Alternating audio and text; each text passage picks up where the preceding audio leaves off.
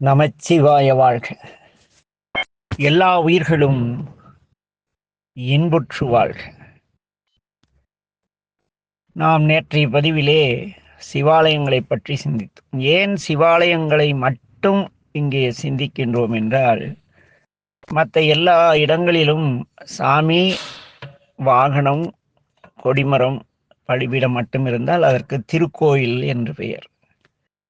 ஆலயம் என்பது 3 சுற்று மதில்களோடு நாம் வெளியே காணக்கூடிய எல்லா திருமேனிகளும் இருக்கக்கூடிய ஒரு அற்புதமான இடம். இந்த ஆலயங்களை பற்றி நாம் சிந்தித்தோம் என்றால், ஏன் இந்த ஆலயங்களை பற்றி சிந்திக்க வேண்டும் என்ற கேள்வி எழும் பொழுது, இந்த உலகில் எந்த மொழியிலும் இல்லாத வழி வழக்காய் செயல்பாடாய் இருக்கக்கூடியது ஆலயம் தொழுவது சாலவும் நன்று. நம் தமிழ்ல மட்டும்தான் சொல்லியிருக்காங்க அதிகமா. அடுத்து, கோயில் இல்லாத ஊரில் குடியிருக்க வேண்டாம். ஆலயம் இல்லாத ஊர் அடவிக்காடு என்று திருநாவுக்கரசில் பேசினார். இப்படி அவ்வை பாட்டி முதற்கொண்டு நம்முடைய திருநாவுக்கரசடியில் வரை எல்லோரும் இந்த ஆலயத்தை பற்றி பேசியுள்ளார்கள். கிமு 6ஆம் நூற்றாண்டில் திருமூலர் திருக்கோயிலை பற்றி தன்னுடைய திருமந்திரத்திலே குறிப்பிட்டிருக்கிறார். திருக்கோயில் அழிந்து போனால் அந்த நாடு அழியும் என்றெல்லாம் பதிவிட்டு இருக்கிறார். அப்படி என்ன இந்த ஆலயத்திற்கு சிறப்பு? ஏன் இந்த ஆலயங்களில் இத்தனை திருமேனிகள் என்று சிந்தனை எழும் பொழுது விடை தேண்டிய வேண்டியது நமது கட்டாயமானது. ஏனெனில் நாம் ஏதோ கோயிலுக்கு போனோம், கும்பிட்டோம், சாமி கும்பிட்டோம், வந்தோம், அப்படி இருக்கக்கூடாது. அதான் இங்கே காளியர் கும்பிடு, இங்கே விநாயகருக்கார் கும்பிடு, இங்கே முருகர், எதுக்கு போய் அப்படின்னு ஒரு கேள்வி, ஏன் என்ற கேள்வி இல்லாமல் வாழ்க்கையில் தெளிவு கிடையாது. சைவத்தின் அடிப்படை கோட்பாடே கற்றல், கேட்டல், சிந்தித்தல், தெளிதல். ஆக இத்தனை திருமேனிகள் எதற்கு என்று சிந்திக்க வேண்டும். நாம் கும்பிட வந்தது சிவருமானே, ஆனால் சுற்றிலும் ஏன் நிறைய திருமேனிகள் என்று சிந்திக்க வேண்டும். நம்முடைய திருமுறைகளிலே ஒரு வார்த்தை வரும். நம்முடைய நாவுக்கரசடிகள் பேசுவார், எல்லாம் சிவன் என்ன நின்றாய் போற்றி என்று. அது என்ன எல்லாம் சிவம் என்றால், எல்லாம் சிவத்துள் அடக்கம். அது எல்லோரும் நம்ம ஏற்றுக்கொண்ட கருத்து. அது எப்படி எல்லா திருமேனிகளிலும் ஐக்கியமாய் இருக்கின்றார் சிவருமான், சிவருமானுக்குள் எப்படி எல்லா உயிர்களும் இருக்கின்றன என்பதை காட்டவே இந்த ஆலய அமைப்பு. இதிலே ராஜகோபுரம் 3வது சுற்றிலே மிகப்பெரிய மதில் இருக்கும். அங்கே ராஜகோபுரம் என்று கட்டியிருப்பார்கள். அந்த ராஜகோபுரத்திலே இறைவனுடைய திருமேனி மட்டுமல்லாது உலகில் உள்ள எல்லா திருமேனிகளும் இருக்கும்.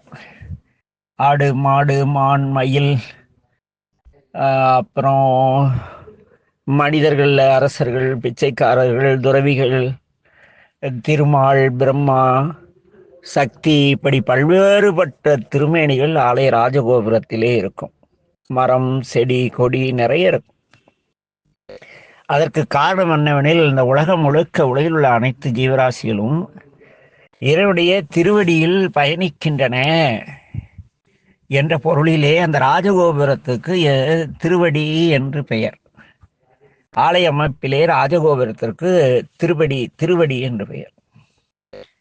அதே போல நீங்கள் இந்த முட்டை அது இருக்கிறது அல்லவா, அந்த வேக வைத்த முட்டையிலே எவ்வாறு கரு ஒரு குறிப்பிட்ட அந்த முட்டையின் கூம்பு பகுதியிலிருந்து அகன்ற பகுதியிலே ஒரு இடத்தில் இருக்கிறதோ, அதுபோல இந்த ஆலய அமைப்பிலே கருவறை அமைந்திருக்கும். சிவருமான் இருக்கக்கூடிய இடம் இதெல்லாம் அறிவியல் சார்ந்த நிறைய இருக்கு. அந்த சுற்றுப்பிரகார அளவு அதெல்லாம் பார்த்தீங்களா, அப்படி வரும். அந்த இடம் நீள அகலம் போட்டீங்களா கரெக்டா வரும். அப்படி ஏன் அமைத்தார்கள்? இங்கே ராஜகோபுரத்தை பார்த்தோம். அதிலிருந்து நமக்கு உணர்த்தக்கூடிய செய்தி என்றால் என்னவெனில், இந்த உலகில் உள்ள எல்லாம் இறைவனுடைய திருவடியில் இருக்கின்றன உன்னை போல. அப்ப எல்லாவற்றையும் நீ மதிக்க வேண்டும் என்பதற்காக தான் ராஜகோபுரத்தை வழிபடச் சொன்னார்கள். அடுத்ததாக, ராஜகோபுரத்தின் இடவலப்புறங்களிலே நீங்கள் நின்று திரும்பி பார்த்தால் அங்கு என்ன இருக்கும்?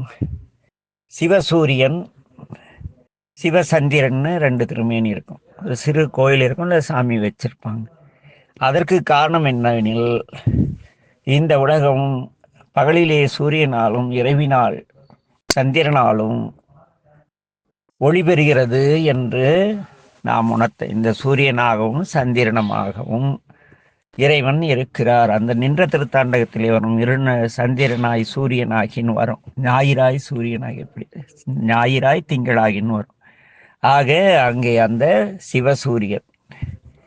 ஆக இரண்டாவது பல உயிர்கள் பார்த்தாச்சு. இந்த உலகத்துக்கான சிவசூரியன் அங்கே இருக்கு. அதுக்கடுத்து வந்தால் அங்கே ஒரு கொடிமரம் வைத்திருப்பார்கள். கொடிமரம் என்பது, கொடி என்பது ஒரு அரசனுக்குரிய அடையாளம். இந்த பிரபஞ்ச பேரரசராகிய சிவருமானுடைய ஆலயத்திலே இருக்கக்கூடிய கொடியானது பெருமானின் கொடி. அந்த கொடிமரத்திலே 3 நீளமான கட்டைகள் வைத்து அதிலே குறுக்கே 9 இடையில 3 சொல்லியிருப்பாங்க. அது கட்டம் பார்த்தீங்களா, 9 கட்டம் இருக்கும். அந்த கொடிமரம் 36 அடுக்குகள், அந்த 36 பிரிவுகளாக பிரித்து காட்டப்பட்டிருக்கும். அது 36 தத்துவங்கள் அப்படி வரும். அது அந்த கொடிமரம் விளக்கம் பிறகு பார்க்கலாம். அந்த கொடிமரம் கொடிமரத்தை வணங்க வேண்டும். ஏனெனில் இவர் இந்த பிரபஞ்சத்தின் அரசர், அவருக்குரிய கொடி. அந்த கொடிமரத்திலே நம்முடைய உடலியல் தத்துவம் நிறைய இருக்குது. அது தனியாக சிந்திப்போம். அதற்கு அடுத்து பலிபீடம் ஒன்று வைத்திருப்பார்கள். எதை பலியிட என்றால், சாமிக்கு நைவேத்தியம் பண்ண சோற வைக்கிறதுக்கோ அல்லது வேறு எதுக்கோ கிடையாது. இந்த பலிபீடம் என்பது நம்முடைய பஞ்ச கரணங்களால், ஐம்பொறிகளால் செய்யக்கூடிய செயல்கள் அனைத்தையும் இந்த பலிபீடத்திலே பலியிட்டு, இறைவா உன்னை காண நான் வருகிறேன் என்று உணர்த்துவதற்காக 5 விரல்களை பலிபீடத்தின் மீது வைத்து வழிபட வேண்டும். அங்கிருந்து அப்படியே வந்தீங்கன்னா நந்தி இருப்பார். அவருக்கு அதிகார நந்தின்னு பேர். தலையை தூக்கிட்டு கம்பீரமா இருப்பார். அவரை வழிபட்டு இறைவனை தரிசிக்க எனக்கு அனுமதி கொடுங்கள். ஆக இங்கே எத்தனை இறைவனுடைய ராஜகோபத்திலே பல்லாயிரக்கணக்கான வேறு உருவும் வேறு இயற்கை சூழலும் திருமேனிகளாக இருக்கின்றன. அடுத்து இந்த உலகமேகத்திற்கு காரணமாக சந்திர சூரியன் இருக்கிறார். அடுத்து நந்தியம்பெருமான், பெருமானின் முதல் மாணாக்கராகிய நந்தியம்பெருமானையும் வழிபட்டோம். கொடிமரம் பலிபீடத்தில் வழிபட்டு உள்ளே சென்றால் அங்கே துவாரபாலகர்கள்னு 2 பேர் இருப்பாங்க. என்ன, அந்த துவாரபாலத்து பக்கத்திலே விநாயக பெருமானும் முருகப்பெருமானும் 2 ஓரங்களில் வைத்திருப்பார்கள். சில ஆலயங்களிலே அந்த அர்த்த மண்டபத்தின் முன்பால் வைத்திருப்பார்கள். துவாரபாலகர்கள் கருவறைக்கு முன்னால் இருப்பாங்க. ஆக அங்கே துவாரபாலகர்கள் என்ன செய்து கொண்டிருப்பார்கள் என்றால், 3 விரல்களை உள்மடக்கி கட்டை விரலால் அந்த விரலை அழுத்தி கொண்டு இந்த ஆள்காட்டி விரலை நிமித்திய வண்ணம் நின்று சிரித்து கொண்டே நிற்பார்கள். ஒரு கதை வைத்திருப்பார்கள். கதையின் மேலே ஒரு கால் ஊன்றி, ஒரு கால் தரையில் ஊன்றி, ஒரு கை அந்த கதையின் மேல் எப்போ வேணாலும் எடுத்து அடிக்கலாம், அப்படி பொசிஷனில் வச்சிருப்பாங்க. அவர்களுக்கு துவாரபாலகர்கள்னு பேர். அவர்களுக்கு சண்டி முண்டின்னு பேர். என்ன பேர்? சண்டி முண்டி. இந்த சண்டி முண்டி யாருன்னா, நம்மை போல, நம்மை என்றால் உங்களையும் குறிப்பதா, என்னை போன்ற ஒரு சிவபக்தர், திமிர் பிடித்த சிவபக்தர்கள். சிவனடியார்களுக்கு எப்ப பக்தர்களுக்கெல்லாம் திமிர் வராது. இந்த அடியார் பாதத்துக்குள்ள வந்த சாமி என்ன பண்ணுவார், சுத்தமாயினத்தை டே நீ தான் கடவுள்னு சொல்ல வச்சிருவார். நான் யார் தெரியுமா, சிவனடியார். நான் சொல்றதை கேட்கலன்னா பெருமானிட்டே கம்ப்ளைண்ட் பண்ணிடுவேன். அடிப்படி 4-5 அடிப்பொடிகள் இருந்துன்னு வச்சுங்க, நான் பின்னால் நம்மளை சுற்றி கூட ஜால்ரா போட்டு புழைக்கிற கும்பலை, அது ஐயா யார் தெரியுமா அப்படின்னு உசிப்பிடும். இதுபோல ஒரு 3 சிவபக்தர்கள் இருந்தார்கள். அவர்கள் அசுரர்கள். அவர் கடுமையான தவம் செய்கிறார்கள். தவத்தின் விளைவாக சிவபெருமானை தரிசிக்கிறார்கள். கடுமையான தவம் செய்து, நம்மளாட்டம் சும்மா திருமுறை படிச்சுட்டு சாமி எனக்கு வந்தாரு அருளிட்டாருலாம் சொல்லக்கூடாது. சாமி அருளிவிட்டால் நமக்கு எந்த குறையும் இருக்காது. வாழ்வில் சகல செல்வ யோகமிக்க பெருவாழ்வும் மன அமைதியும் நோயற்ற வாழ் எல்லாமே வந்துடும். அதெல்லாம் இருக்கிற வரைக்கும் சாமி நம்மளை கண்டுக்கலன்னு அர்த்தம். ஆக இவர்கள் என்ன செய்தார்னா கடும் தவம் செய்து பெருமானை தரிசிக்கிறார்கள். பெருமான் அவர்கள் முன்பு காட்சி தந்து, என் அன்பிற்குரிய பக்தர்களே, உங்களுக்கு என்ன வர வேண்டும் என்று கேட்கிறார். அவர்கள் சொல்கிறார்கள், சாமி, நாங்கள் என்றும் உன்னுடைய அடிமைகளாக பக்தர்களாக இருக்க வேண்டும், முதல் வரம். இரண்டாவது வரம், நீங்கள் படைத்த இந்த உலகம் முழுக்கையும் நாங்கள் ஆட்சி செய்ய வேண்டும். எங்கள் 3 பேருக்கும் 3 பறக்கும் கோட்டைகள் வேண்டும். ஒரு கோட்டை தங்கத்தாலும், ஒரு கோட்டை தாமிரத்தாலும், இன்னொரு கோட்டை இரும்பாலும் ஆனதாக இருக்க வேண்டும். நாங்கள் மூவரும் பறந்து விரிந்த இந்த உலகத்தை ஆட்சி செய்ய வேண்டும். எங்களுக்கு மரணம் வரக்கூடாது. இருந்தாலும் தங்களுடைய விதிப்படி மரணம் நேருமானால் அதையும் நாங்கள் ஏற்றுக்கொள்கிறோம். ஆனால் ஒரு கண்டிஷன் என்ன? ஆனால் ஒரு நிபந்தனை என்னன்னா, இந்த உலகில் தோன்றிய எந்த பொருளாலும் செய்த ஆயுதத்தால் நாங்கள் மரணம் அடையக்கூடாது. இரண்டாவது, கோபத்தாலோ சினத்தாலோ சாபத்தாலோ எங்களுக்கு மரணம் வரக்கூடாது. என்ன எவ்வளவு புத்திசாலி அடியார்கள் இல்லை? அதற்கடுத்து எங்களுடைய 3 கோட்டைகளும் 3 பேர் தனித்தனியாக ஆகாயத்தில் பறந்து கொண்டிருக்க வேண்டும் என்று எங்களுடைய 3 கோட்டைகளும் ஒன்றாக சேர்ந்து நாங்கள் மூவரும் ஒன்று சேர்ந்து இருக்கிறோமோ அன்று எங்களுக்கு ஆயுள் முடிய வேண்டும். ஆனால் மறந்து விடாதீர்கள், எப்படி நடக்கணும்? இந்த உலகில் செய்யப்பட்ட எந்த ஒரு ஆயுதத்தாலோ எந்த ஒரு கருவியாலோ கோபம் கொண்டவர்களாலோ சாபத்தாலோ வேறு எந்த விதத்திலும் எங்களுக்கு நாங்கள் கொல்லப்படக்கூடாது அப்படின்னு வரம் வாங்கிறாங்க. சாமியும் சிரிச்சிட்டே சரி அப்படின்ட்டாங்க. அதற்கு பிறகு எப்படி நம்ம திருவேடம் தாங்கிட்டா அப்பாவி ஜனங்களை ஈர்த்து, வா பெரியவர் அடியாரை கும்பிட்டா ஆண்டவனை கும்பிட்ட மாதிரின்னு சொல்லி எல்லாரையும் நம்ம காலில் விழ வச்சு, நம்ம திருநீரை ஏதோ ஒரு திருநீரை ஒரு நல்ல வேலைக்கு 500 ரூபாய்க்கு கிலோ விற்று திருநீர்லாம் அணிய வச்சு, நான் சொல்கிறத நீ கேட்கணுங்கிற மாதிரி அடிமையாக வச்சுக்கிட்டு, நான் அதை செய்கிறேன் இதை செய்கிறேன், அதுக்கு பணம் கொடு இதுக்கு பணம் கொடு, தீட்சை கொடுக்குறேன் அது கொடுக்குறேன் இது கொடுக்குறேன்னு எவ்வளவோ செஞ்சு சம்பாதிக்கிறோம் இல்லையா? அதுபோல இங்கே என்ன நடக்குது? இந்த அசுரர்கள் பண்ணாத அட்டுழியம் கிடையாது. மக்களை எல்லாம் போட்டு வதைக்கிறாங்க. நாங்கள் யார் தெரியுமா? பெரிய சிவபக்தர்கள். சேருமான் எங்களுக்கு சாகா வரம் தந்திருக்கிறார். நாங்கள் சொல்வதை கேட்க வேணும். திருமால் பிரம்மா, அப்புறமேட்டும் நான் இந்திரன் சந்திரன் இருக்கிற எல்லாரையும் போட்டு டார்ச்சர் பண்ணாங்க. போயா, உங்களெல்லாம் மதிக்க மாட்டோம், நீங்கள் எங்களை கும்பிடுங்கிறான். என்ன நம்ம சொல்கிறோம் இல்லையா? நான் எவ்வளோ பெரிய சிவனடியார், நான் போய் அவனை கும்பிடுறதா? அந்தால என்ன விட பெரிய திருமுறை படித்தவரா, சித்தாந்த வகுப்பு பெரிய புராண வகுப்பு எடுக்கிறவரா? அவரை போய் கும்பிடணும்னா என்ன? அந்த ஒரு மரியாதை இல்லாமல் அந்த அசுரர்கள். ஏன்னா என்னை போன்ற ஆட்கள்லாம் இந்த திரிபுர அசுரர்கள் லிஸ்ட்ல இருக்கிற ஆளுங்க. ஆடுன்னு ஆடுறாங்க அவங்க. அப்படி ஆடிக்கொண்டிருக்கும் பொழுது எல்லோரும் சென்று பெருமானிடம், பெருமானே, என்ன இப்படி ஒரு வரம் கொடுத்து விட்டீர்களே, இவர்கள் என்ன ஆவார்கள், இவர்கள் எங்களுக்கு எப்பொழுதுதான் விடிவு தருவீர்கள் என்று பெருமானிடம் முறையிடுகிறார்கள். நம்மால் பார்த்தாரு, அது ஒன்றும் பெரிய பிரச்சனை பார்த்துக்கலான்னு இந்த வரம் சந்திர சூரியர் அச்சாக அதெல்லாம் ஏன் அப்படி இருந்தாங்கன்னா அப்புறம் பார்ப்போம். தேரில் போகிறார். இதில் இந்த உலகில் இல்லை எந்த பொருளாலும் செய்யாத தேர், இயற்கையாக தோன்றிய தேர். சந்திர சூரியர் சக்கரம், மேருமலை ரதம், அஸ்வினி பாலர்கள் குதிரை, திருமால் விடை, இப்படி போறாருன்னு வச்சுங்களேன். தேரில் உட்காந்துட்டு அங்கே போனால் அந்த செகண்ட் வந்துச்சு. அந்த 3 கோட்டையும் என்னாச்சு?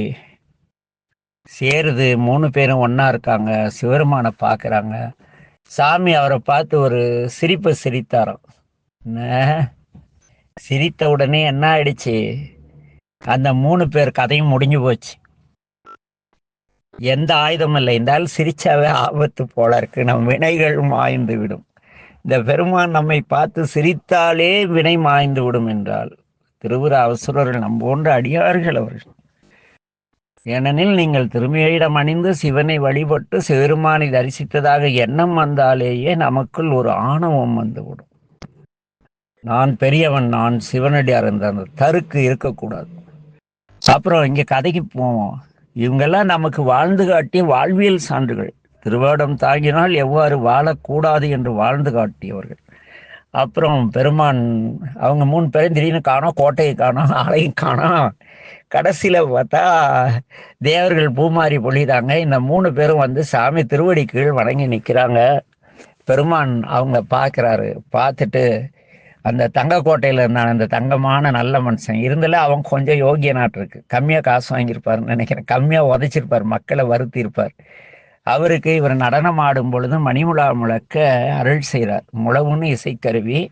பெருமான் ஆடும் பொழுது அதை இசைக்கிறதுக்கான அந்த போஸ்டிங் தரார் சாமி, அந்த வேலையை தரார். மீதி 2 பேர் இருக்காங்க இல்லையா, அவங்கள என்ன பண்ணுறாருன்னா, நீங்கள் 2 பேரும் என் கோயில் வாசலில் காவலர்களாக இருங்கன்ட்டார். என்ன இது நான் சொல்ல, சுந்தரமூர்த்தி நாயனார் சொல்றார். மூவையில் செத்த ஞான்று உயர்ந்த மூவரில்ங்கிறாரு. சாதாரண ஆள் கிடையாது, சிவபக்தியில் உயர்ந்தவர்கள். சுந்தரமூர்த்தி நாயனார் பேசுறார். மூவையில் செற்ற ஞான்று எய்த மூவரில் இருவர் நின் திருக்கோயிலின் வாய்தல் காவலாளர் என்று ஏவிய பின்னை ஒருவன் நீ கரிகாடரங்காக மானை நோக்கியோர் மா நடமகிழ மணிமுழா முழக்கருள் செய்த தேவதேவ நின் திருவடி அடைந்தேன் செழும்பொழில் திருப்புன்கூருளானே அப்படிம்பார். பெருமானே, நீ எவ்வளவு கருளையாளன், அந்த 30 அசுரர்களெல்லாம் செய்த பிழையை மன்னித்து அருளி நீரே, ஏதோ நானும் வந்திருக்கிறேன், நானும் அவர்களை போல பிழை செய்பவன் என்ற ஏக்கம் அங்கே இருக்கும். குற்றம் அந்த பதியம் ரொம்ப அற்புதமா இருக்கும். எதுக்கு சுந்தரமூர்த்தி நாயனார் சிவருமான கும்பிட்டார்னா, குற்றம் செய்யினும் குணமெனக் கருதும் கொள்கை கண்டு நின் குறைகள் அடைந்தேன் பொற்றிரல் கமலங்கள் மலரும் பொய்கை சூழ் திருப்புன்கூர் உளானி. திருப்புன்கூர் சுந்தரதேவரும் அவ்வளோ அற்புதமானது. நான் நீ பிழையெல்லாம் அப்படி எந்த பிழை செய்தாலும் மன்னிப்பார். ஆனால் ஒன்று, ஆட விடுவார். திரிபுர அசுரரை போல ஆட விட்டு ஒரு நாளைக்கு வந்து நில்லடா அப்படின்றார். அவங்களுக்கே அந்த நிலைனா நம்ம ஆடுனா நம்மளை எங்கே நிறுத்துவாரோ யாருக்கு தெரியும்ல. ஆக என் அன்பின் உறவுகளே, இந்த துவாரபாலருடைய வாழ்க்கையில் இவ்வளோ கதை இருக்கு, இவ்வளோ சம்பவம் இருக்கு. அவர்கள் மிகப்பெரிய சிவனடியார்கள். ஆனால் நாம் வந்து சிவன் அருள் பெற்றவர்கள், பெருமானை நேரில் தரிசித்தவர்கள், பெருமானே அவரை தன் வாயிற்காப்பவர்களாக அறிவித்த பெருமையுடையவர்கள். அவர்கள் இப்படி கையை காட்டியது காரணம் என்னன்னா, டே அன்பனே, நாங்கள் ஆணவம் கண்மம் மாயை 3ஐயும் உடையவர்களாக தருக்கி திரிந்தோம். பெருமான் எங்களை அரவணைத்ததால் அந்த கட்டை விரல் வந்து அப்படி மூடி இருக்கும். இந்த ஆன்மா தெளிந்து நிற்கிறது. ஆகவே நீங்களும் ஆலயத்தில் இறைவனை வழியிடும் பொழுது ஆணவம் கண்மம் மாயை இது 3ஐயும் தவிர்த்து ஒரே சிந்தனையோடு சிவருமானை காண வேண்டும் என்ற சிந்தனையோடு ஆலயத்திற்குள் செல்லுங்கள் என்று அறிவுறுத்தவே அவர்கள் அந்த அசுரல் கோரப்பல்லாம் இருக்கும் பாருங்க, அவங்களுக்கு இப்படி கை காட்டிட்டு இருப்பாங்க. ஒரு விரல் காட்டி 3 விரல் மடக்கி ஆள்காட்டி விரலால் மூடியிருப்பார்கள். ஆக இந்த ஆலயத்திலே நுழையும் பொழுது உங்கள் சிந்தனை ஒருமனப்பட்டதாக இருக்க வேண்டும். ஒரே செயல், அதாவது மனம் மொழி மெய் 3ம் ஒரே செயலை செய்வதாக இருக்க வேண்டும் என்பதை தெளிவுபடுத்த அந்த துவாரபாலர்களை நம் முன்னோர்கள் நிறுவினார்கள். பிறகு அடுத்து என்ன இருக்கு நாளைக்கு பார்ப்போம். நமச்சிவாய வாழ்க, எல்லா உயிர்களும் இன்பற்று வாழ்க. திருச்சிற்றம்பலம்.